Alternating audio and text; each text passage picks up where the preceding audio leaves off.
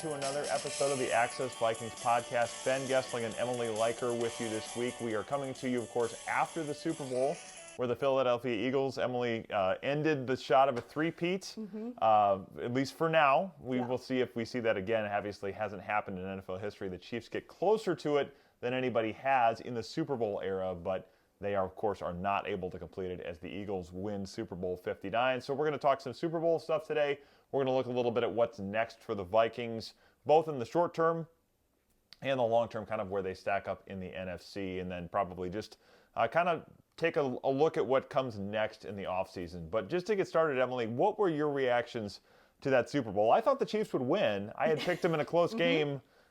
Surprising on a lot of levels, but what were your reactions to it as you saw it? Right, it's kind of like, don't go back and listen to what we said about what we thought the game would be last week, because it was very wrong. I think luckily for us, a lot of people got this one wrong, and so we didn't look too crazy. But, you know, I was kind of in the mood that, like, even through, like, the beginning of the second half, I was like, okay, it's Patrick Mahomes. Like, they've played a lot of fourth quarter games this year. I was out with other Star Tribune coworkers watching the game, and everyone's like, well, what do you think's gonna happen? Like, could they come back? And I'm like, yes, it's Patrick Mahomes. They could come back. Yeah. But then whatever that touchdown that pushed the Eagles into the 30. It was 34-0. Yeah, 34-0 territory.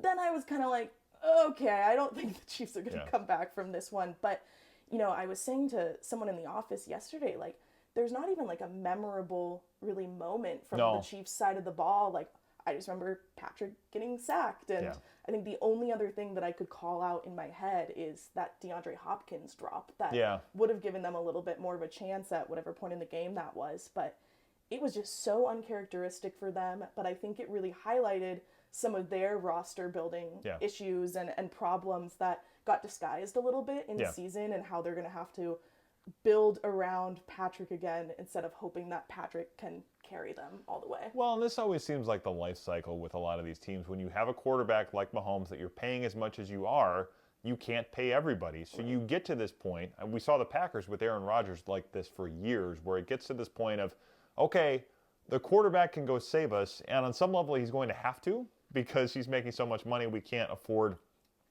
pieces everywhere else. Chris Jones obviously in and out of that game with an injury, and the Chiefs' offensive line has had some issues. They've had some guys, obviously high-end players, Joe Thuney at left guard, and then Creed Humphrey, their center, a guy they're probably going to have to restructure and maybe get a new deal for this year.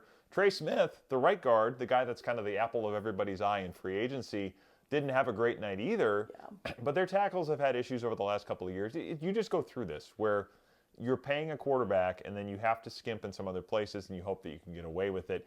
They did a lot of things. I mean, Vic Fangio, it was kind of a reminder of, and Mark Craig wrote about this a little bit this week, that this style of defense, this was the rage in the NFL the last few years. Obviously, Fangio has been around a long time, but you saw Brandon Staley take this with the Rams. They win a Super Bowl with it. O'Connell initially brings it to Minnesota with Ed Donatel, and the Vikings didn't have the personnel to play it terribly well. Their corners just gave too much space and coverage a lot of times, but it's a reminder that when you have the right personnel, it can still be a really effective style of defense. And the cheat code in the NFL, as much as anything else defensively, is if you can get home with 4, it is really hard for an offense to operate, because all of the stats showed they did not blitz a single time in that game. Every single pressure, and they get 6 sacks in that game, was with 4 pass rushers. That's a really hard thing to solve for anybody. And obviously Patrick Mahomes is the best in the business, so if he looks that out of sorts against that, it's kind of a reminder of that's a pretty hard defense to be able to counter. Right, well, and I was keeping an eye on that sack counter, because I was like, if he gets to 9, like, that matches that Sam Darnold total that we were like, oh, this is egregious and horrible. And, you know, it wasn't like a complete inverse to the Vikings, but there was like some kind of parallels and stuff going on between, I think, how we were seeing the Chiefs offense in that game versus like the Vikings offense. And obviously their loss in the playoffs was very much dictated by how poorly Sam was playing despite having the pieces around him. And I think the Chiefs, it was a little more, hey, we don't necessarily have the pieces around Patrick to go like make a crazy catch every single time that maybe Justin Jefferson would. And so that affected things a little bit. Yeah, they have. I mean, they've obviously gone through quite a few receivers. They said we can trade Tyreek Hill. Travis Kelce has kind of been wide receiver 1, but Travis Kelce kind of gets shut down in this game as well. And we'll see what Travis Kelce's future looks like. Kind of starting to wonder about retirement for him, if that's going to be the way it goes. But they certainly do not have the receiving talent, whether the depth or the number one guy that they've probably had in the past. And I think you saw that show up a little bit. But on the Eagles front, I mean, this team has now been to the Super Bowl 3 times in the last, 7 years? That sounds Super right. Bowl Yeah. they won it at US Bank Stadium was Super Bowl 52. This was Super Bowl 59. So that math, I think, by my University of Minnesota education checks out. They've won 2 and been to 3 with 2 different quarterbacks in that time. One of the things that Howie Roseman, their general manager, has really emphasized over that time are both lines of scrimmage. I remember that from when the Eagles beat the Vikings 38-7 in the championship game in 2017. They had that veteran line anchored by Jason Kelce. They had pass rushers that came in waves. This was a similar look. I mean, they have changed some pieces on the offensive line, but Lane Johnson is still there. They have a lot of talent in that front. And then that defense just has numerous pass rushers that can make life difficult for you. So he has really shown, I mean, Howie Roseman right now has had a run unlike just about anybody else than Brett Veach in Kansas City, but he's done it with 2 different quarterbacks, and he's shown that emphasis on both lines of scrimmage, which we're going to talk about, I'm sure, a lot with the Vikings this offseason. That's an important place to build your team. Right. Well, and just like the player acquisition, overall from him. I mean, you look at that defensive side of the ball too, and the people they were able to get. I mean, Cooper DeJean obviously has the pick 6 that kind of puts them up into that territory where you're like, oh, okay, like this game's getting out of hand. Like this is a little crazy. And I think I saw that 4 of their biggest playmakers, the Eagles' biggest playmakers, came from the Carson Wentz trade. And so it's Devontae Smith, A.J. Brown, Jalen Carter, and then Cooper DeJean, I believe, all came from that trade, which they got 2 picks for, and he turned into 8 picks and trades and all this other stuff, which is just I don't know, some people could be taking notes on that, I think, to find more draft picks, which the Vikings obviously need this year, and just player acquisition in general. Yeah, I mean, Carson Wentz is such an interesting case for that team because they trade up to get him, and he obviously in these parts was of interest because he plays at North Dakota State, so kind of in the region.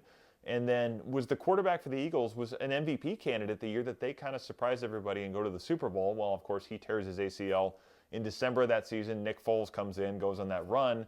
Carson Wentz is on the bench for the Super Bowl when Nick Foles outduels Tom Brady to win it. And the Eagles' ability to recoup value from that pick when, things did not end well for Carson Wentz in Philadelphia. A lot of kind of dissension between him and Doug Peterson, it sounded like, and probably even Jeffrey Lurie, the owner. There was just a lot of tension and a lot of drama with Carson Wentz towards the end. So for them to be able to go get something for him and then turn him into value that helped them reboot everything, I mean, pretty impressive. I mean, Jalen Hurts, there were a lot of questions about him as well. Mm-hmm. But, I mean, you have to look at them now, I would think, as the class of the NFC. Certainly they've earned the right to that title, and it doesn't necessarily seem like they're going anywhere in the near future. No, I definitely think they'll be contenders next year for sure, and then presumably down the line. It just, if you're keeping Saquon in place, you're keeping Jalen Hurts in place, obviously, and they can retain some of those receivers that make them so good, and then obviously that defense, which is a young defense too, and that's obviously something we've talked about with the Vikings, and they had an old defense this year, and are they going to lose some players to retirement? Are they going to have to make some cuts to get younger guys? But you look at that Philadelphia defense and you're like, those are young guys.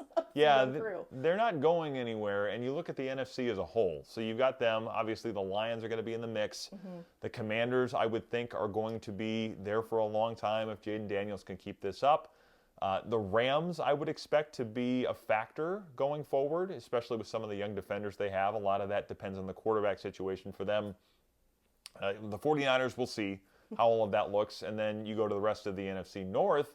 The Packers, I think, have some questions, but the Packers still have a lot of pieces there. The Bears could be better with Caleb Williams and Ben Johnson.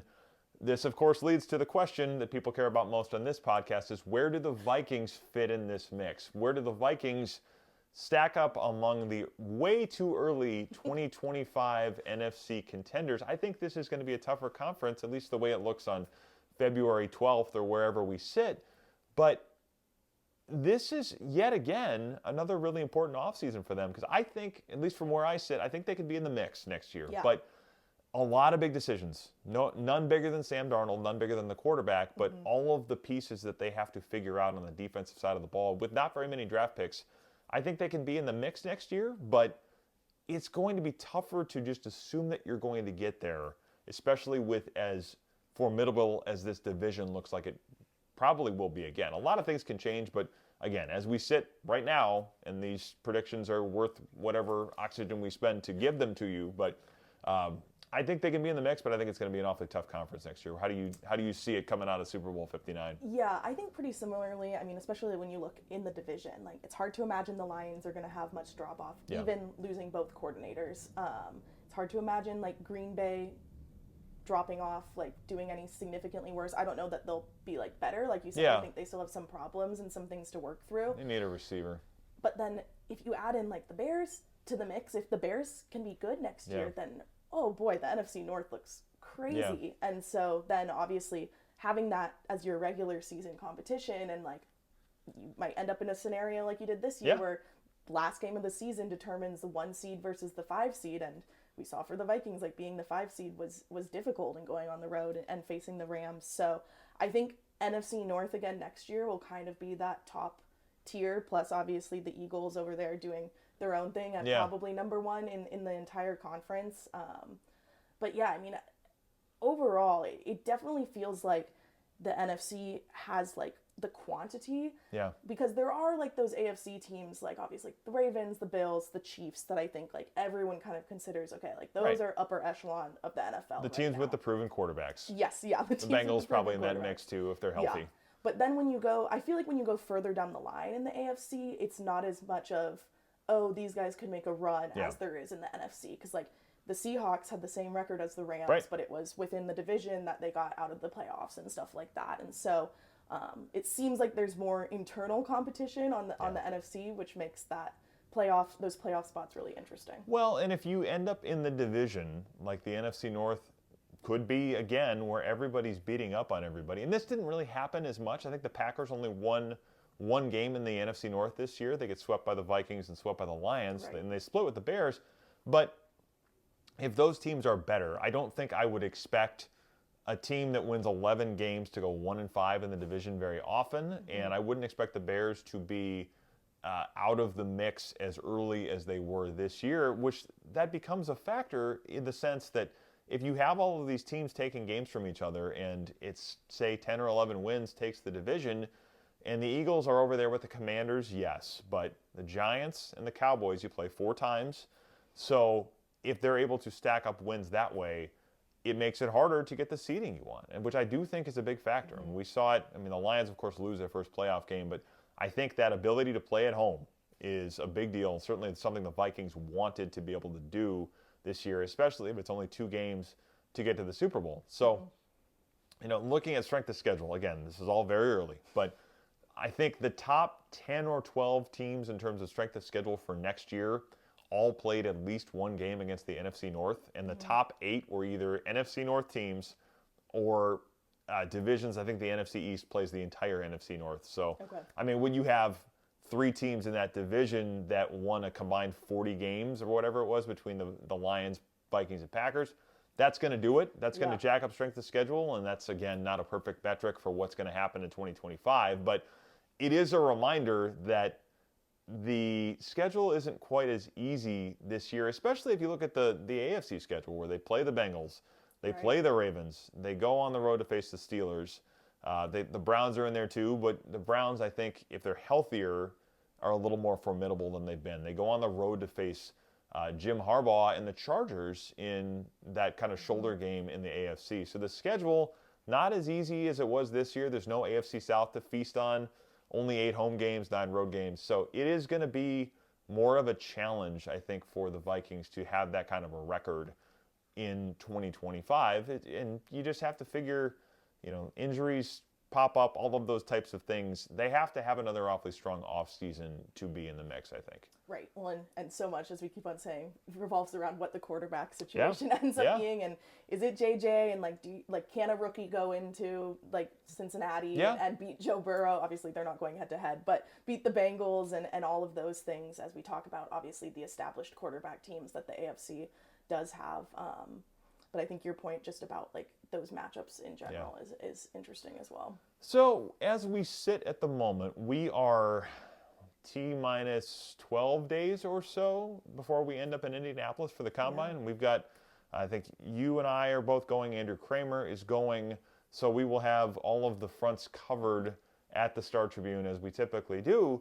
But another key offseason for the Vikings kind of getting started here when you have free agent decisions to make. There's a quarterback decision to make once again.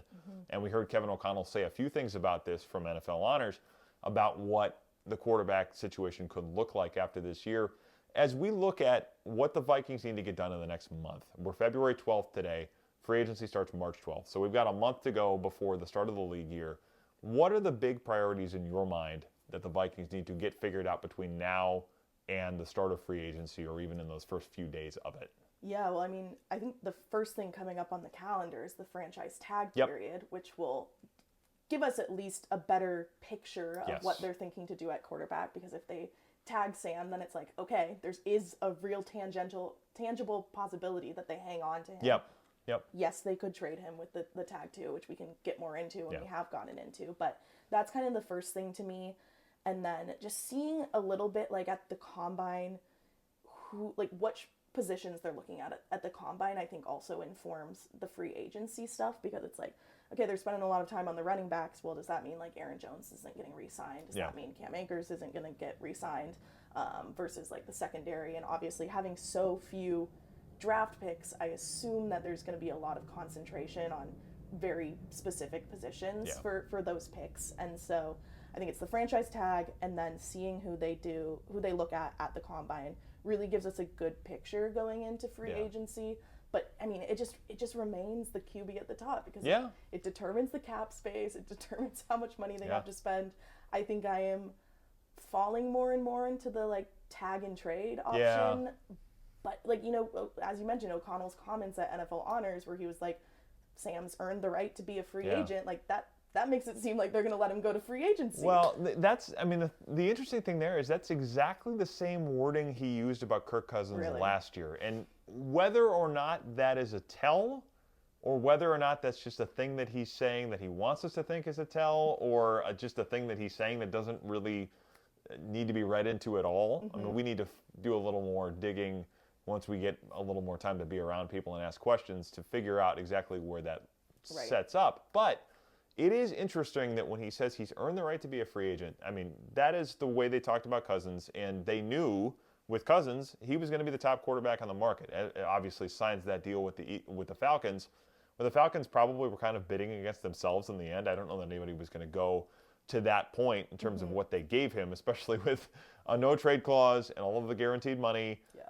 That contract certainly will live on for a while. We'll be talking about that contract for a while. But if Sam Darnold has a market, which I think he will, it's going to be really interesting. And we're going to find out, you know, maybe by the time we go to the Combine, maybe at the Combine, certainly shortly after the Combine at the latest, what they will do with a franchise tag or even a transition tag.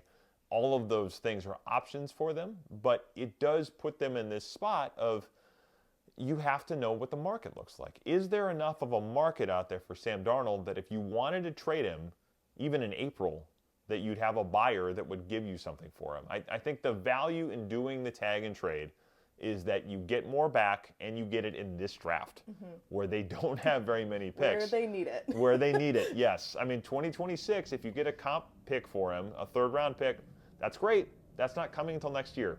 And if you're really active in free agency, those things could cancel out. So I see the value in doing the tag and trade.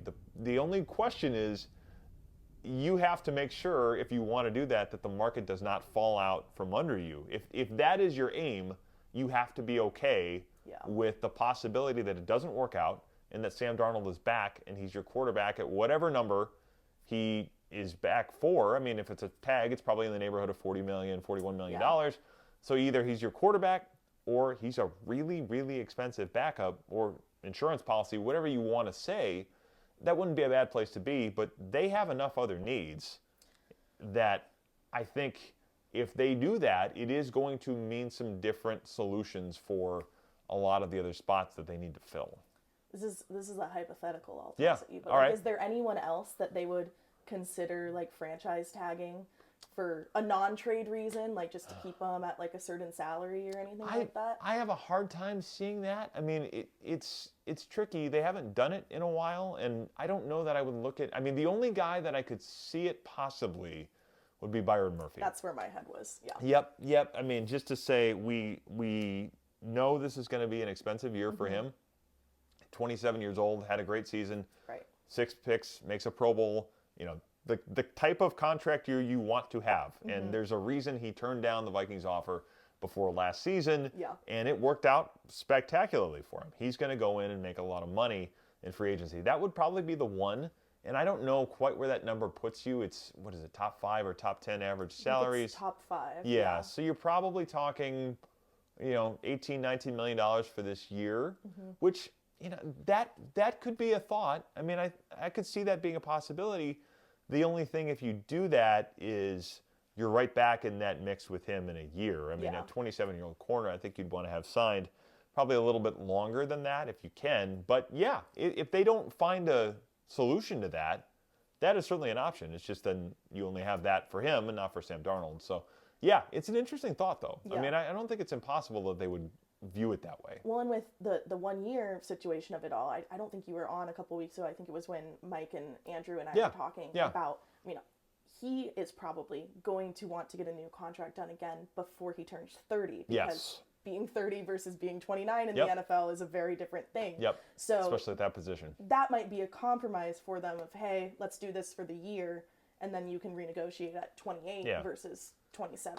And we should mention, too, that signing a franchise tag does not preclude you from going back at some point and saying, all right, let's do a 2-year deal or let's do a 3-year deal, whatever it happens to be. Let's figure out something that works for everybody that's got different terms than this tag, which the problem with the tag is it's all in the 1 year. And Byron Murphy does have some void money, I think, that would go onto the cap this year as well. So anybody could at some point say, let's go back and do a different deal. The franchise tag does not lock you in at that. Now, it's a contract, but contracts can be changed at any time. If both parties decide, let's do something different here, you rip up the old contract, you sign a new one. I mean, that's not hard to do. So, it's an interesting thought, though. I think it's worth wondering whether that will be an option for them. It's a good point. The Darnold thing is going to be the talker over the next few weeks here, but Murphy is worth bringing up because they have a lot of needs on this defense. They do. I mean, especially at that position. The only corner signed next year is Mekhi Blackman, who's coming off an injury, coming off an ACL. They were excited about him, but you have a lot of questions about him. I mean, Dwight McGlothern is signed for the next year as well, but in terms of your top corners that you would see for next year, maybe McGlothern takes that step. Maybe he's a bigger piece of the puzzle next year, but that's a need. I think the defensive line is a need. This is supposed to be a great defensive tackle draft. Yeah. But another pass rusher, I mean, that may be Dallas Turner, but could you get a pass rusher on the defensive line? I don't think that would be a terrible thing to add either. And the Eagles have kind of showed us that there is no such thing as too many pass rushers. No. It's a little bit like corner, where the right number is just one more. So safety is an interesting question, too, because what are you going to do there? Well, and we just don't know. You could get a Harrison Smith retirement, which is, I guess, another thing that we'll learn in the next few weeks, next month here. I would think so. Stephon Gilmore retirement as well. So I think there are some safeties in this draft class, too. I haven't dug too much into the positional stuff, but I do feel like there are some secondary guys, and that, to me, feels like where you want to spend those draft picks, just to get the younger, speedier guys versus, like, in the trenches, you want the bigger guys who have been in NFL programs for a few years and who have been in NFL weight rooms too. Been in weight rooms, been doing nutrition, can pay for their private chef and stuff like that. Though, granted, college athletes do have that money now to do that, so a little bit different. They have a little more wisdom to say, I should spend this on my private chef rather than whatever else I'm going to use it for. Than my new car, my video games, or whatever. But so like if I was having to pick, like among the many needs we've talked about, I think trenches is the free agency. You try a little bit more there, though granted, like you said, there are defensive tackles in this draft class. and then go for those like more skill positions, secondary, maybe running back in the draft. Yeah, and it's tricky because they only have 3 picks at the moment with the expectation that they're getting another third-round pick right as a comp for Kirk Cousins, but you're not talking about a ton of draft capital. So I think they're going to have to be active. I would assume that they are going to try and move around and accumulate more picks, but they're not doing that in the way that the Vikings used to do it with Rick Spielman, where it was get as many picks as you can because they're all sort of equal value. This front office does not view it that way. The Kwesi doesn't view it that way. Kwesi is the biggest difference. The scouting staff is still largely the same as what the Vikings previously had, but they want top 100 picks. There is a curve on these things, and I think in effort to say let's get another top 100 choice, if you can do it, is going to be something they try to do. The problem with that is there's only so many ways to get there. It probably means trading back in the first round, maybe trading out of the first round entirely. Is there going to be somebody that wants to do that, to be, as Kevin O'Connell often put it last year, complicit in that action?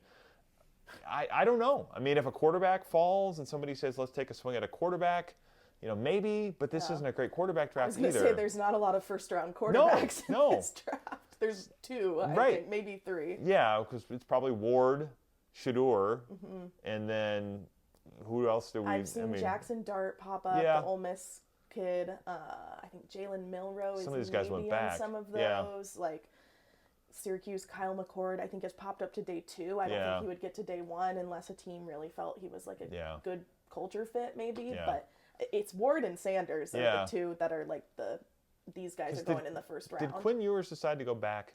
I mean, he went back to Texas, didn't he? I think so. Maybe he'll end up transferring with Arch Manning breathing down his neck anyway. Right. But now that we say it, Carson I'm Beck. not 100. I don't remember. Yeah. I think there was some. I think that was a long decision, so I don't remember what the outcome ended up being. Yeah, I think certainly Ward and Sanders are the ones that everybody sees at the top of it. And there's probably questions about, do you like those guys? Do you see them as fits for your offense? With Shador, do you want to deal with all of the things that probably come with it? And maybe that's overblown. It probably is. A lot of these things end up overblown. But Dion is, he packs a punch. So, I mean, you have to decide on a lot of those things too. So, is this a quarterback draft that anybody would say, let's move up for somebody and get him at 24? I don't know. I mean, it only takes one team to fall in love, but it would not seem like the year that having that pick as a backdoor in the first round is quite as attractive. But, we'll have to see. I think there is going to be a need to accumulate more picks and find ways to solve some of these things relatively affordably. Yeah. And they were able to do that with quite a bit of success last year. I just don't know that you would expect to be able to do that every single year. I think running back makes a lot of sense as a mid-round option.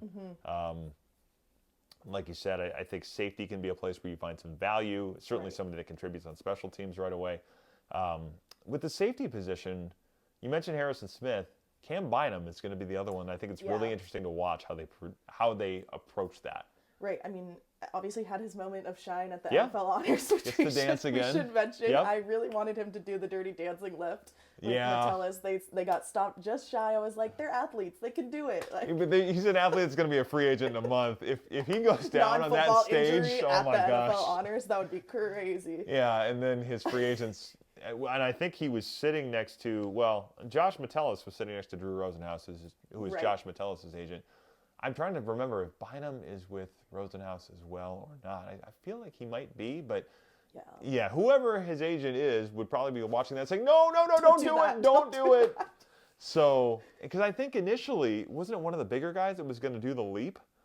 I think it was one of the Rams guys, I think. But whether you're playing Patrick Swayze or, man, I'm a child of the 80s. I should know. Jennifer. My wife's going to kill me. I'm not going to be able to help you on whoever's playing the baby that nobody puts in a corner, whichever role of that you're playing, you're probably not wanting to do that when you're about to be a free agent. Yeah. My High School Musical knowledge is better than my Dirty Dancing knowledge. It's crazy. That's what having daughters does too. That is certainly what it does. Yes, I have watched more High School Musical than I have Dirty Dancing. But with Bynum, it's going to be interesting to see what they do, because I could see a scenario where they try to do something with him. I could see a scenario where they say, you know what, safety, do we want to go a different direction. I also wonder if Harrison Smith is gone, if you want Josh Metellus to kind of play that role that he has in the past and not be more of a deep safety, do you bring Bynum back to say, this is a guy that knows what he's doing in our offense and has a better handle of all of the calls, all of the checks, and we know can be a good option in the center of that secondary. Maybe not the perfect option in coverage all the time or in tackling, but makes a lot of plays, gets a lot of turnovers, as we know, because we've seen a lot of celebrations this year. Right. I mean, he's a big part of that culture that was obviously propped up a lot this year. And if you are losing some of those older guys or choosing to go in different directions at other positions outside of just the secondary, then I don't know. I think there's a strong case to just bring him back, probably on a short contract. Yeah. I don't think they're going to sign him for crazy long, but we did mention a couple weeks ago when we were talking about that like top 50 free agents list that I believe he was on there, and it did say that it was reported in there by ESPN that the Vikings were having conversations with him, which is at least interesting and worth noting here that has been out there, because that was not the case for everyone on that list. So. Right. Yeah, I think he's going to be an interesting case because he's played a lot the last few years. He's shown he's durable.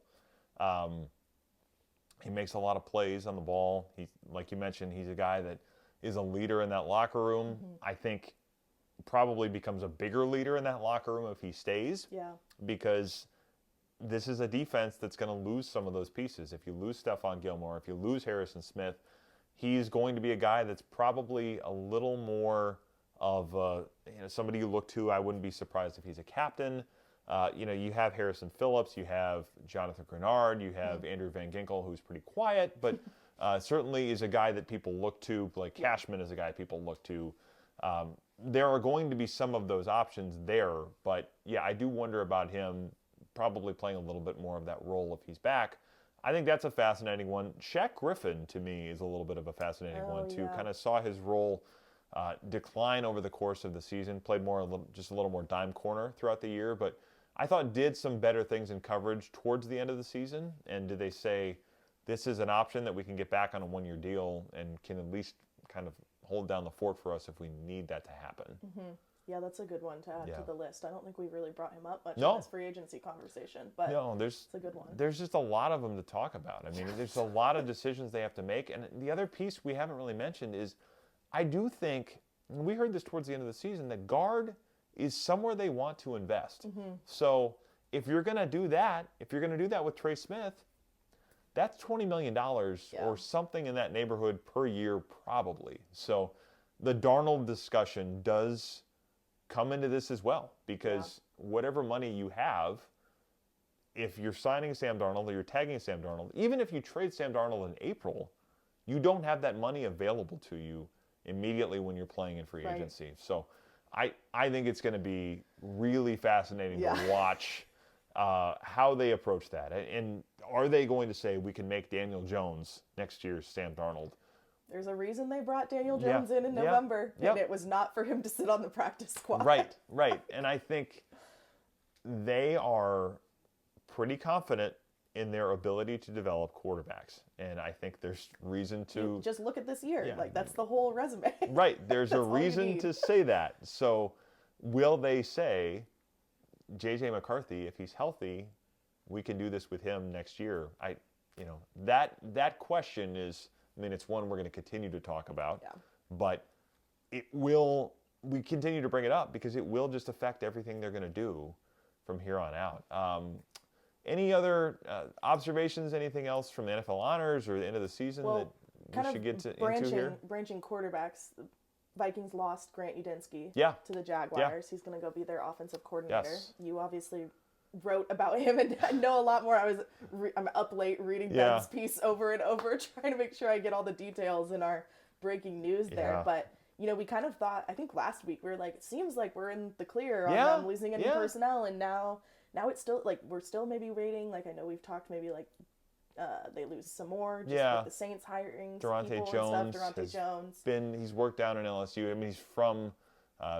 he's from Baltimore, but he's spent time down in that part of the country. Right. So could be a possibility. I mean, losing Udinski, to me, I think the biggest part of that is the relationship he had with JJ. And if you're making JJ the starter next year and he just lost the guy that was his late night text. Yep. I can send you any question except for when you're in the mountains somewhere. Yep. Like that was something that I was like, oh, like that's definitely going to be something for them to consider. Like who do we move JJ off to in this kind of dynamic? Yeah, you're right. I mean, it is really interesting to see that because, you know, every time he would get an interview, you know, you get all these questions on social media of why don't they just bump him up on the pecking order? There's really nowhere for him to go. Get rid of Josh McCown. You're not going to do that. And everybody says make him the OC and move on from Wes Phillips. It's like Kevin O'Connell thinks highly of Wes Phillips, even if his role is not as obvious as people might think it is, in part probably because we haven't told that story. I mean, people know about Grant Udinski's role.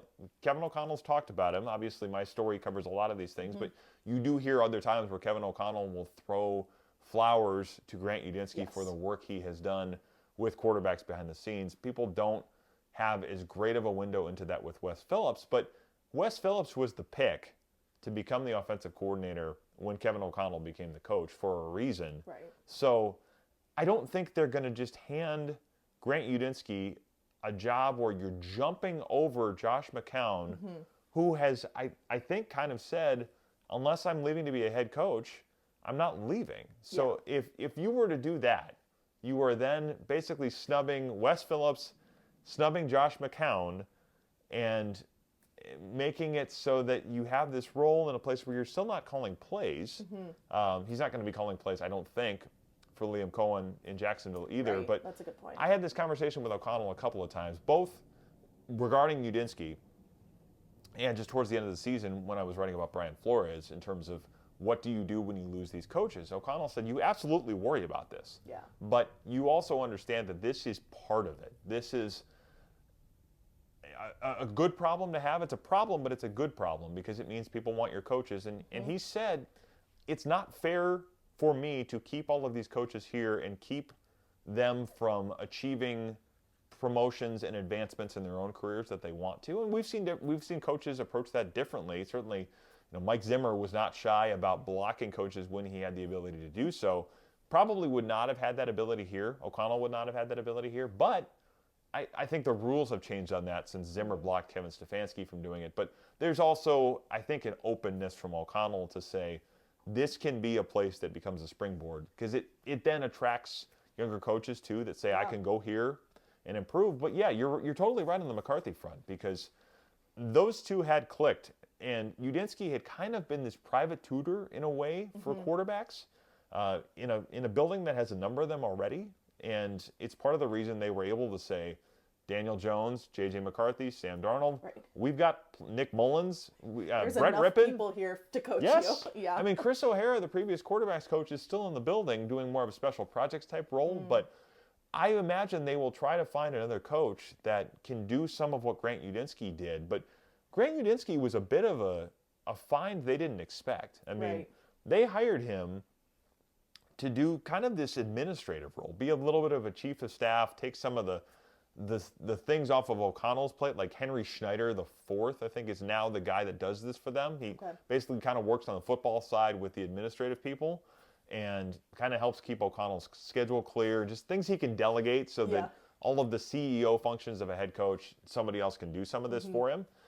They hired him for that role, and then they're like, wait a minute, this dude knows football on a level that is ahead of this. O'Connell put it as, it was like hiring a guy that can build a car from scratch for a job at a car wash. It's crazy. So, and he wasn't great at the administrative part of it all the time either, as we find out when he goes off in the mountains and forgets to tell his boss that he's going to be out of cell service for a few days, and it does not necessarily mean that he is in mortal danger.